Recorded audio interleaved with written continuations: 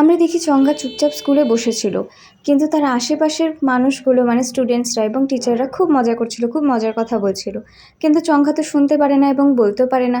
তো চঙ্গা তাদের দেখে একটা জিনিসই ভাবছিল, যে এই জীবনে সে খুব একা। তার মনে পড়ছিল তার মায়ের কথা। তার মা তাকে সাইন ল্যাঙ্গুয়েজ শিখিয়েছিল এবং তার মা তাকে সবসময় বলতো যে এইভাবে সে লোকজনদের সাথে কথা বলতে পারবে।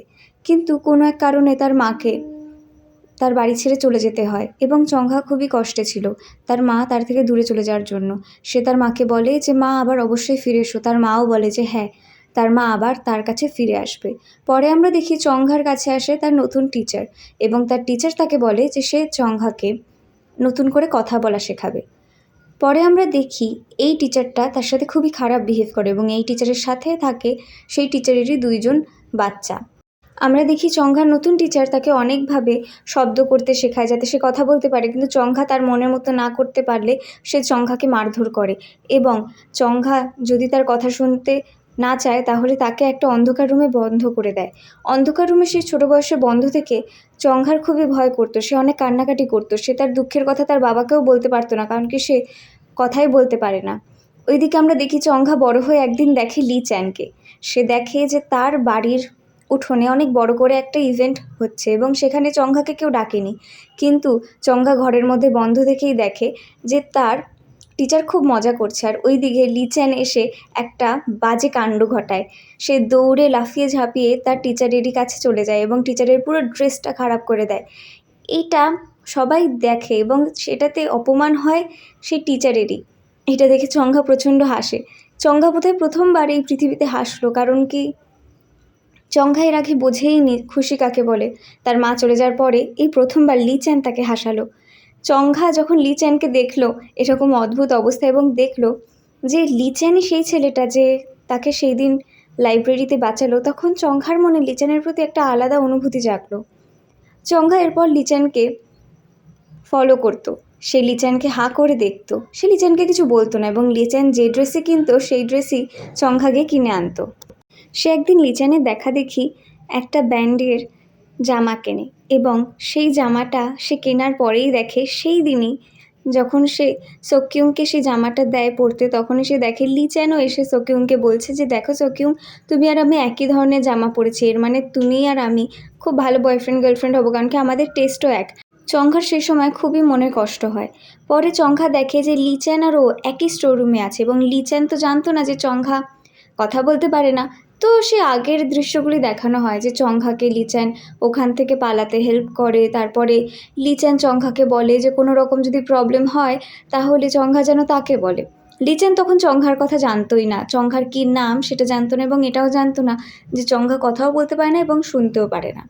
যাই হোক, চঙ্গা দেখলো লিচ্যান চলে গেল।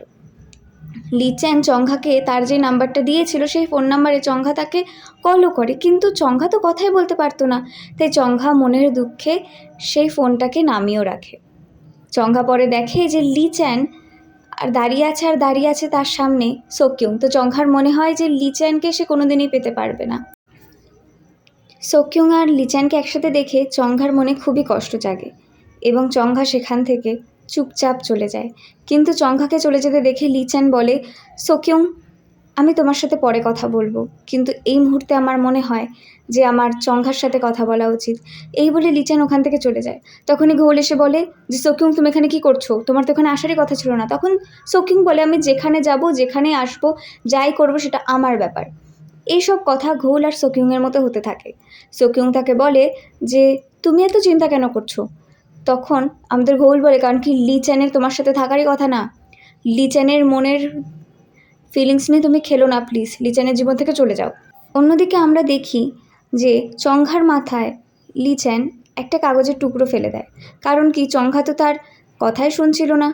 তো এরকম একটা অবস্থায় আমাদের চঙ্গা খুবই রেগে যায় এবং সে লিচ্যানকে ছেড়ে সেখানে একটা ট্যাক্সিতে করে চলে যায়। চঙ্গার খারাপ লেগেছিল, কারণ কি প্রথম কথা হচ্ছে যে তারা দুজন কথা বলতে পারছিল না, তাই তাদের মধ্যে একটা ভুল ধারণা জন্মাচ্ছিল। চঙ্গা সেখান থেকে চলে গেলে লিচ্যানের সত্যি খুবই খারাপ লাগে। লিচ্যান চঙ্গার সাথে কথা বলতে চাইছিল, সে জানতে চাইছিল চঙ্গার কিসে খারাপ লাগছে বা কী হচ্ছে না হচ্ছে। চঙ্গা সেখান থেকে চলে গেলে আমাদের লিচ্যান দেখলো পায়ের কাছে লা ভিদা বলে একটা কিচেন পড়ে আছে। ওইদিকে দেখা যাচ্ছে যে সোকিউং বলছে যে দেখো ঘোল, তুমি এত চিন্তা করো না, কারণ কি আমি নিজে আমার জীবনটাকে শেষ করতে চলেছি, কিন্তু শেষ করার আগেই আমি চাইছিলাম একটু লিচেনের সাথে দেখা করে যেতে। ওইদিকে আমরা দেখি লিচেন চলে আসে এবং লিচেন বলে চলো না সোকিউং, আমরা মধ্যে গিয়ে কথা বলি। তো সোকিউং এই কথা শুনে খুবই খুশি হয় এবং সোকিউং বলে হ্যাঁ চলো লিচেন, আমরা মধ্যে গিয়ে কথা বলি, এবং ঘোলকে সেখানেই দাঁড় করিয়ে রেখে তারা ওখান থেকে চলে যায় এবং মধ্যে গিয়ে ওরা কথা বলে ক্যাফেতে। তখন লিচেন তো চুপচাপ ছিল, লিচেন বুঝতে পারছিল না যে সে সোকিউংকে কী বলবে, কারণ কি সোকিউং এখনই তার সামনে বসেছিল এবং সে তো জানতো যে সোকিউং চলে গেছিলো আমেরিকাতে, কিন্তু হুট করে সোকিউংকে তার সামনে দেখে লিচেন খুবই লজ্জা পাচ্ছিল।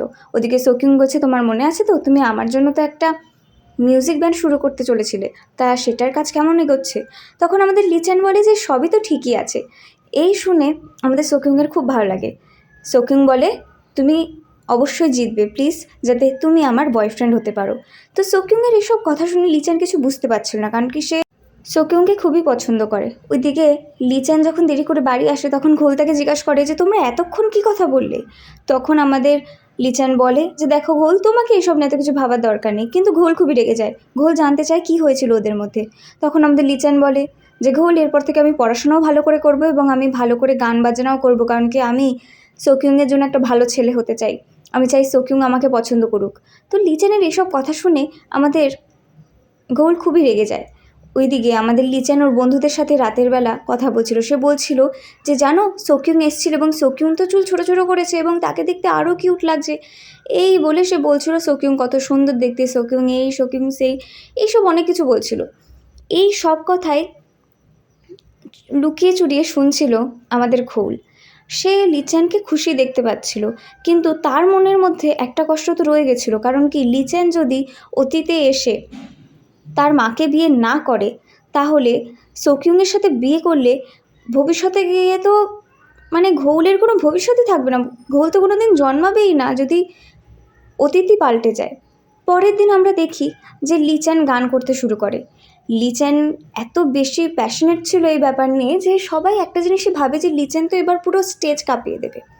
লিচেন যখন গান করতে শুরু করে তখন আমরা দেখতে পাই যে লিচেন মন থেকে গান করে এবং সে গানকে খুব এনজয়ও করে, এবং সে গান করছিল শুধুমাত্র সোকিউংয়ের জন্য। তো লিচেনের এই গান করা শুনে সবাই একটু অবাক হয়ে যায়, কারণ কি লিচেন আগে থেকে অনেক বেশি ইমপ্রুভ করেছিল। ওইদিকে লিচেনের এরকম গান করা নিয়ে আমাদের ঘোল ভাবতে থাকে যে ভবিষ্যতে তো তার বাবা কথা বলতে পারে না, শুনতে পারে না, ভবিষ্যতে তার বাবা চায়ও না যে ঘোল কোনো মিউজিক ব্যান্ডে থাকুক, কিন্তু অতীতে তার বাবা কত আলাদা ছিল। যখন তার বাবার বয়স 18 ছিল তখন তার বাবা কতটা আলাদা ছিল, কতটা সুন্দর তার বাবার গলা ছিল। আমাদের ঘোলের খারাপ লাগে যে পরে এমন কিছু হতে চলেছে, এমন একটা অ্যাক্সিডেন্ট হতে চলেছে যে তার বাবার কথাই বলতে পারবে না। তো সব কিছু নিয়ে ঘোলের মনের মধ্যে অনেক কিছু চলতে থাকে। পরে আমরা দেখি তাদের স্কুলে আসে সোকিউং, এবং সোকিউং এসে তাকে হাই করে। সোকিউংকে দেখে সবাই পাগল হয়ে যায়, কারণ কি সোকিউং সেই স্কুলের খুবই ফেমাস একটা মেয়ে ছিল।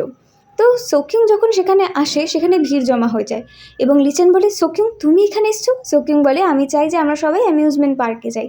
তো এই কথা শুনে ওখানে সবাই খুব খুশি হয়ে যায়, কিন্তু ঘোল খুশি হয় না।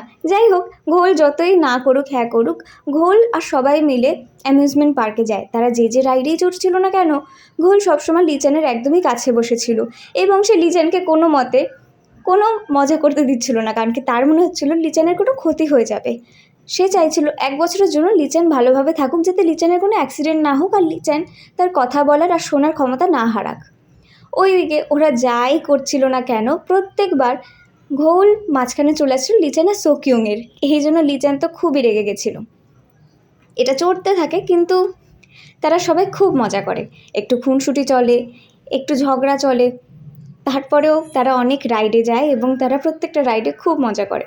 তারা ওয়াটার পার্কে ছিল এবং তারা প্রত্যেকটা রাইড ট্রাই করে, এবং এর মাঝে আমরা দেখি যে আমাদের ঘোলও জীবনের সব কষ্ট ভুলে গিয়ে নিজের লাইফকে এনজয় করতে শুরু করে।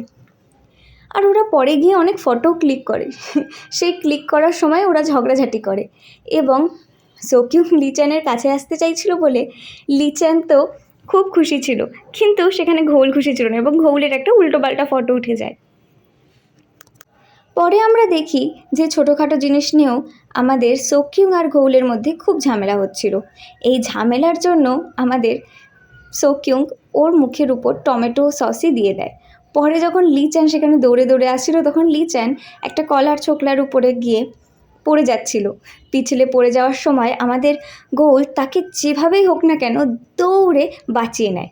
লিচ্যান তো বেঁচে যায়, কিন্তু লিচ্যান বলে কি, আরে তোমার এত গায়ে পড়ার কি দরকার ছিল, আমি তো এমনিও ঠিক ছিলাম। কিন্তু ঘোল বলে যে না, আমি তোমাকে কিছু হতে দিতে পারি না। তো ওদের এইসব কথা শুনে ওখানে সবার মনে হয় যে ওরা বোধহয় একে অপরের সাথে প্রেম করছে। পরে আমরা দেখি যে ঘোল একটা মিউজিক শপের পাশ থেকে যাচ্ছিল, তখন মিউজিক শপের ওনার বলছিল তুমি কি এখান থেকে কিছু কিনবে? তো ঘোল বলে যে আমি আমার বাবার জন্য একটা গিটার কিনতে চাই, কিন্তু আমি পরে কিনবো। এই বলে সে সেখান থেকে বেরিয়ে যায়। পরে দেখা যায় যে লাভ উইথ দ্য মিউজিক থেকে একজন তাকে কল করেছে, একজন বলতে সেই মাস্টারটা তাকে কল করেছে এবং ঘোলকে বলছে যে ঘোল, আমি তোমার হেল্পের জন্য ওখানে একটা হেল্পার পাঠিয়েছি, তুমি কি তাকে পেয়েছো? কিন্তু ঘোল বুঝতেই পারে না যে সে কার কথা বলছে। আমরা এটাও দেখি পরের দিনই লিচ্যান যখন আমাদের চংঘার সাথে কথা বলছিল, তখন চংঘার শরীরটা খুবই খারাপ ছিল। এই অবস্থা দেখে সে চংঘাকে সঙ্গে সঙ্গে হসপিটালে নিয়ে যাওয়ার জন্য দৌড়ে যায়। আর অন্য সিনে আমরা দেখি যে আমাদের ঘোল যখন একটা জায়গায় গেছিল গান করতে, তখন সে অনেক বৃষ্টির মধ্যেও গান করতে শুরু করে এবং এই জন্য যখনই সে মাইকটা ধরে তখন ইলেকট্রিক শকের জন্য সে পড়ে যায়। একদিকে চংঘাকে লিচ্যান নিয়ে আসার, অন্যদিকে আমরা দেখতে পাই যে ইলেকট্রিক শকের জন্য আমাদের ঘোলকে হসপিটালে নিয়ে আসা হয় এবং তারা একেবারে পাশাপাশিই ছিল।